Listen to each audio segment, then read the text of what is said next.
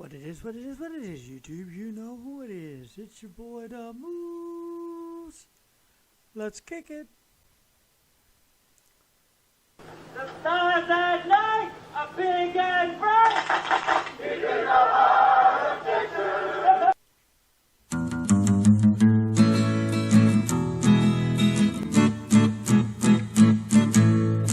It likes to run, it loves to jump, no one could ever stop. A big or small party, it will be there, no matter where or when. It moves on and loose, and moves on and loose, it'll be party all day long. It moves on and loose, and moves on and loose, what are you waiting for? Oh yeah, so check that out.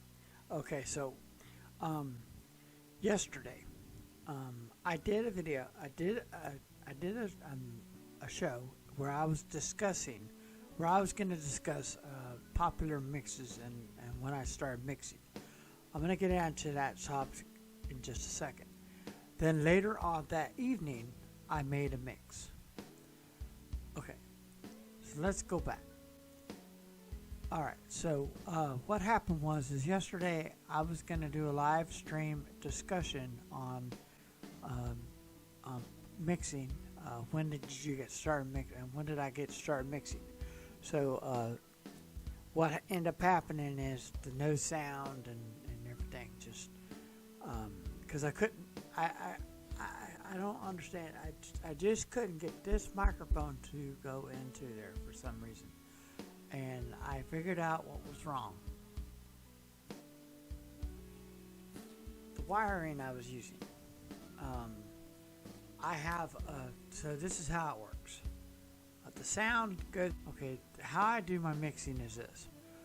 I have two computers. The first computer that I use has Serato and it's devoted to Serato DJ all the way. So how this works is I put the mixer in the mix. The mixer has to be there so I can do three things with it. I can bring the audio from the controller in to the mixer and go out in two different places. Okay, so the music gets mixed there. Now the microphone gets plugged into the mixer itself. It doesn't get plugged into anything else. The reason behind this is because the mixer. Okay, so whatever I record on my computer or laptop, the music part, it'll go, and I use Odyssey to capture that. So I'll use Odyssey to capture that. So that's being recorded in the background.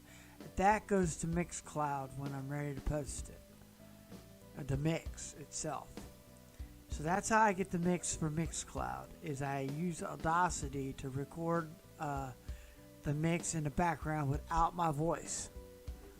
Now if I wanted to, I could throw my voice into it, but I would have to use the microphone in the DJ controller, and then for that one I would have to use my other microphone.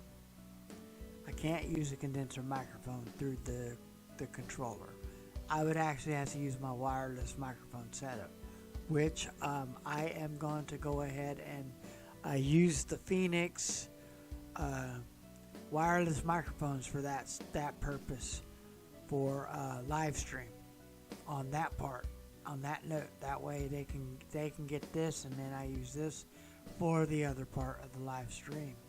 So that's how I'll do that. Now I am working on that part, but the microphone didn't work because of this.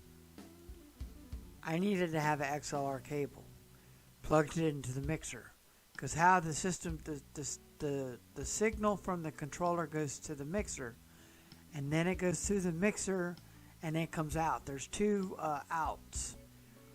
The first out is tape out. Tape out I got set up to go to the mini speakers for the studio so I can hear.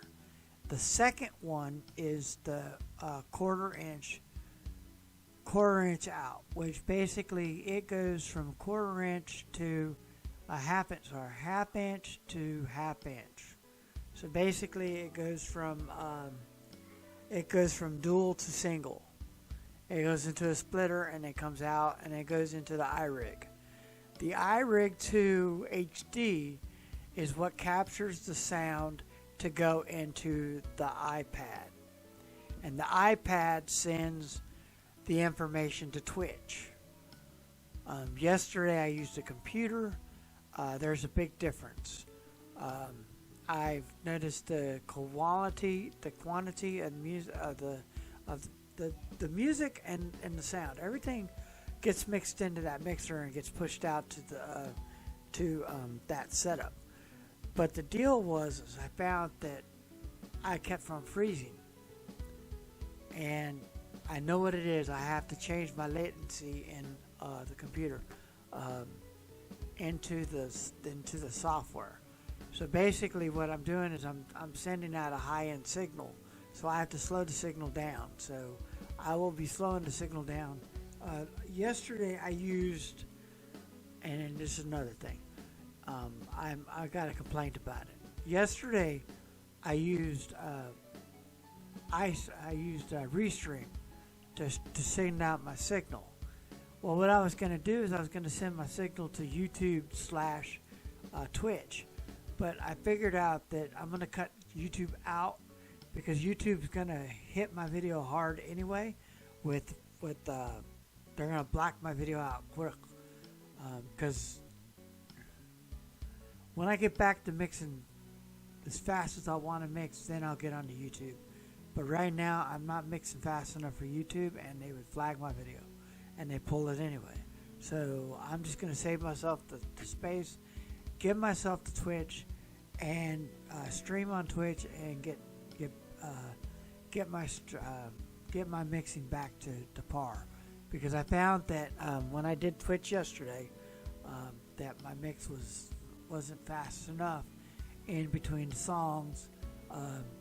And then I was trying to figure out where to mix in the songs, and I was just like lost.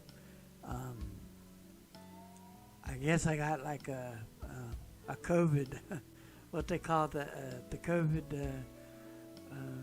COVID freeze.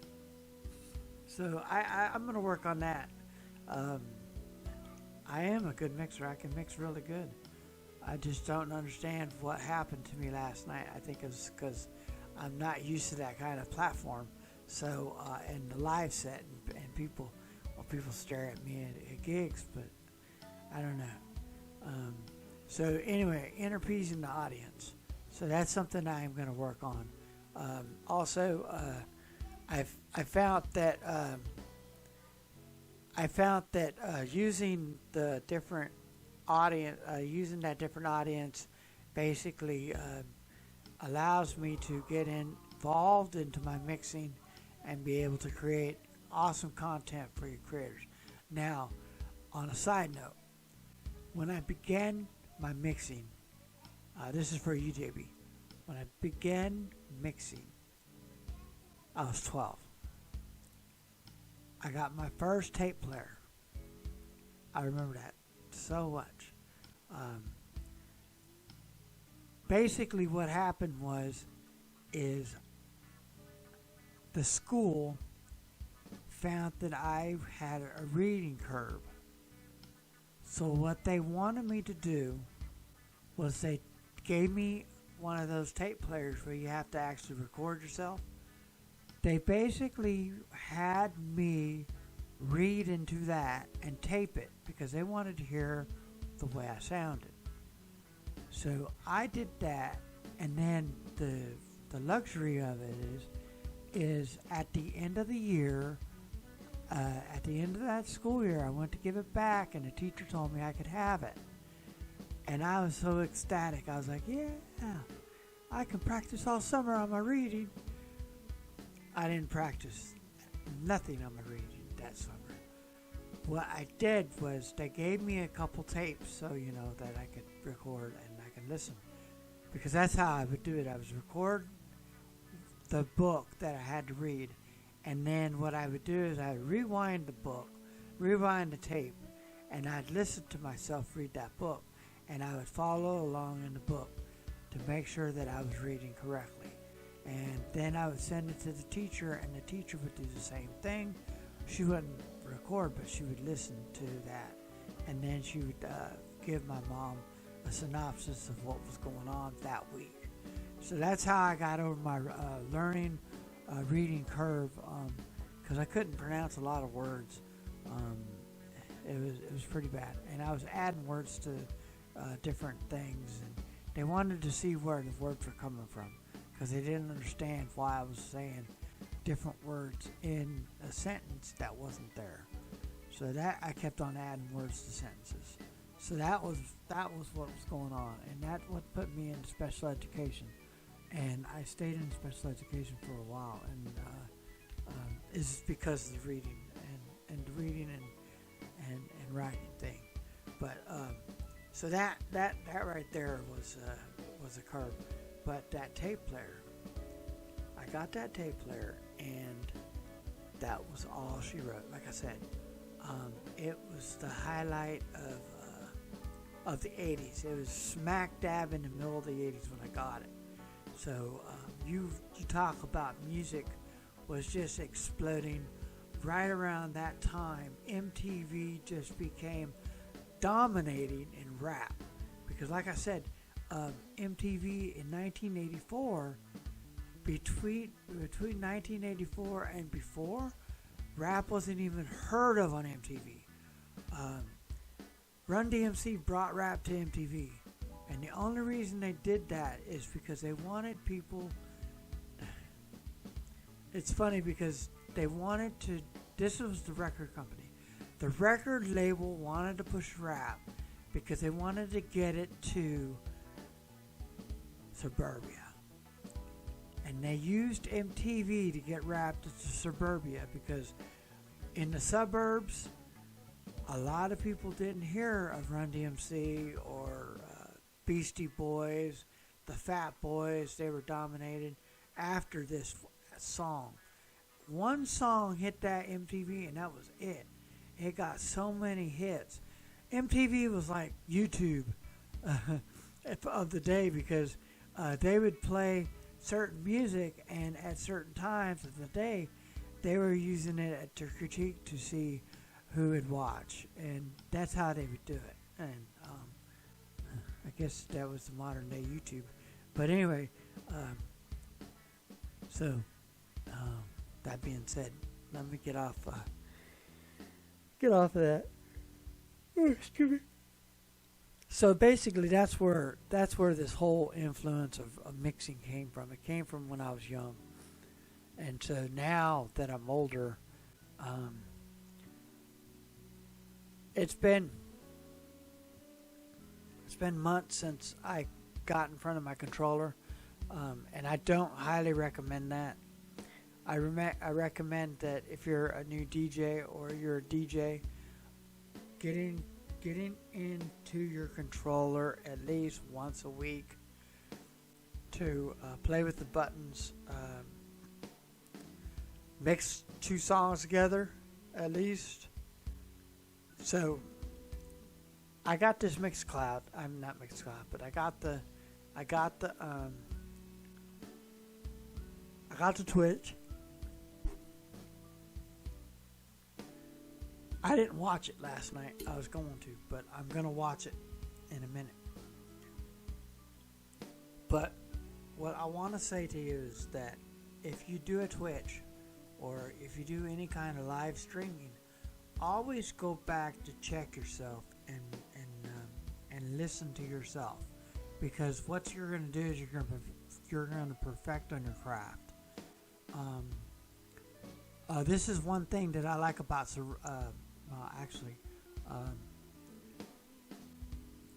Virtual DJ does it too. Virtual DJ actually has a plugin where you can actually record, and it's real simple to get to. Now, as of Serato has a way to record, but what I like to do is I like to use the Audacity app. And what I'll do is I'll plug everything in and get everything going. I'll go to Audacity, and then what I'll do is I'll use my Roland 505 to send in the information in and then out of the and out of the Audacity I'll use my headphones. So that's pretty much how that works. Now the deal of it is just when you're doing a live mix, sometimes its key function is to make sure that you know what you're mixing from and to. Now I gotta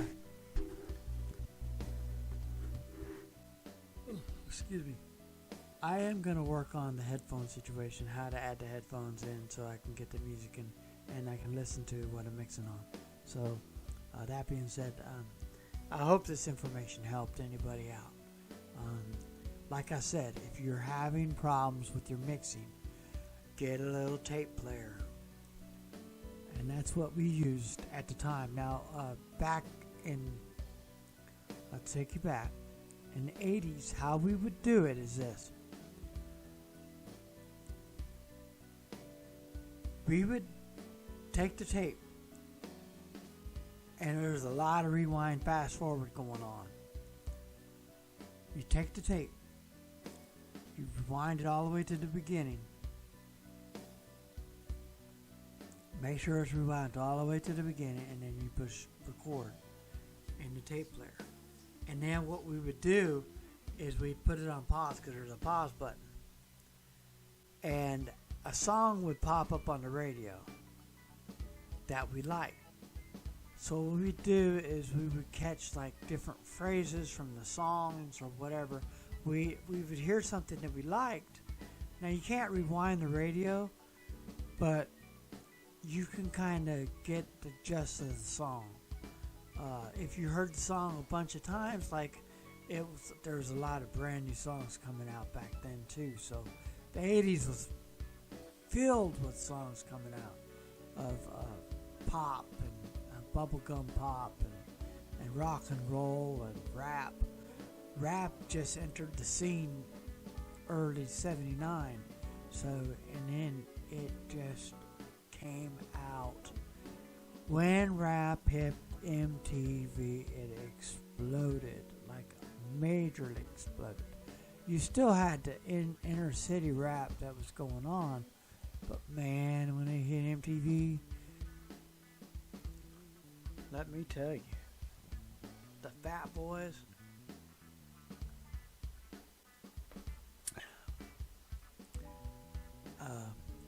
and all the rest of the sensational artists, the Chuck D, the D-Nices, LL Cool J, Beastie Boys, Run DMC, Fat Boys, Sheila, all those people from the East Coast, they really dominated the scene. So anyway, and then we'll get into the West Coast. The West Coast didn't happen till later, but anyways, that being said, I hope you like what you hear. Hit that like button, smash that like button, show me some love, show me love. Hit that share button. Make sure that you subscribe to this channel, because I'm putting out some awesome content in the next couple of months. And be on the lookout, because I'm going to be shooting a lot of good video. My new camera is hyped up and ready to rock as soon as I get the smaller lens. I got too wide of lens, so that I have to use a smaller lens. That way you can get all of me instead of half of me, because all you're doing right now on my other camera's getting my head, and that's it. And if I set up a wrong way, there you go. You're a head hunter.